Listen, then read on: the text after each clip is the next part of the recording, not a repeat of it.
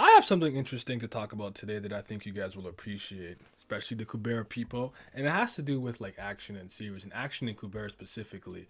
And the reason that I'm talking about this is because Vince had made a tweet kind of speaking about how this series forced him to kind of rethink some of his previous conceptions and thoughts about storytelling and action and whatnot. And he actually helped me like connect something that I thought about. So let's hop in. Let's talk about it. Kubera greatness. I am Kurigan's vessel, and I shall spread the word. Let's get it.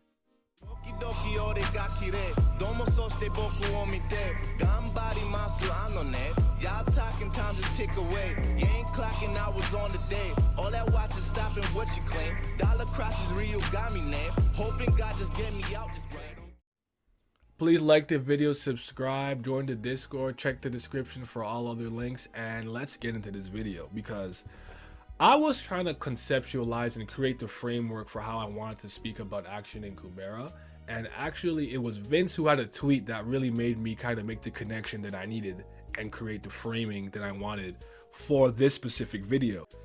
And it had me thinking about just various genres and other series that I like and I was reading, and I'm like, you know what?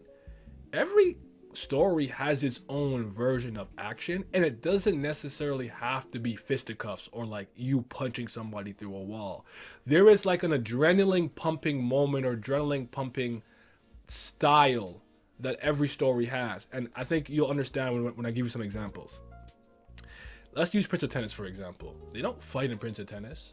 No one's getting kicked through walls. Now, I know the new Prince of Tennis got ridiculous, so maybe the end of Prince of Tennis got a little ridiculous, where they became kind of like a blood sport match, but we are here where it's like, oh my god, Fuji and Akaya are gonna play. Like, that is hype for us. Oh my god, Tezuka versus Sanada. Like, the matches itself are the action.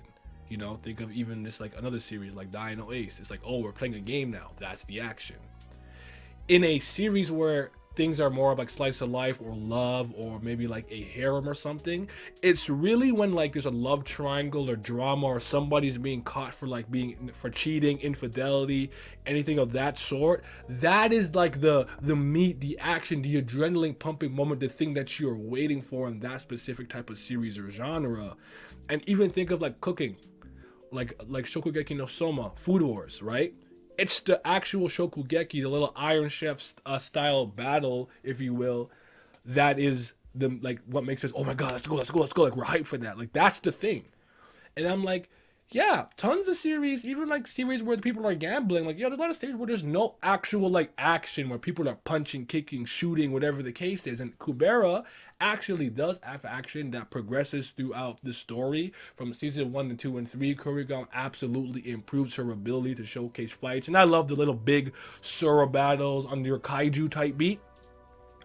But I would argue it's really when a lot of her methodically planned out storytelling comes full circle and you get like the drop, like the mic drop moment, like the and the conversations, the accumulation of knowledge, lore, and world building. Like, those are the things in Kubera that I would say is like the adrenaline pumping moment. Like, oh my god, she's been setting this specific moment up from season 2, and maybe those two characters just have a very intense conversation, but it's a very engaging conversation with high intensity. And I realized that, yeah, maybe Kubera doesn't have traditional action, I'm gonna throw the sun at you and blow it up, even though we do still get things like that. I'm like, I think this the conversation and seeing how something that she planted as a seedling and gardened it and watered it over time sprouts and comes full circle, and you get that moment of impact. That is like what we're here for the most part. I think if you're a person who really needs people to be getting punched and kicked or whatever, you're gonna have a hard time with this series. But I like that, you know, some people, they've challenged themselves to be like, you know, the writing here is so good and things are different, that even though I'm not particularly getting like crazy fights all the time, it is still a very good series deserving of that. Then I also think about intention and stuff, like what the story is really trying to do and tell. And some series are not about that action like that, and that's totally okay. But Kubera does have action, and it has its own style of action. And speaking for me personally, I would say diving into flashbacks, backstories, and specifically the conversations that these characters have are the things that intrigue me the most. I love when two people I really want to see like meet and speak just come and talk, have discourse. I love it. So yeah, hopefully that made sense. I tried to be as clear as possible, but you know, just to recap and just to bring it all in before I end it off. The action in Kubera does have traditional fight scenes and things like that, but I would argue that the reason that a lot of us love and care about Kubera has nothing to do with the combat and everything to do with those great moments coming full circle, like the shit with Asha. You feel what I'm saying? So that's all I have to say. Like the video, subscribe. Hope you enjoyed it. Have yourselves a mighty fine day. Drink water. If you're not drinking water, I will find you, and then I will make you drink water.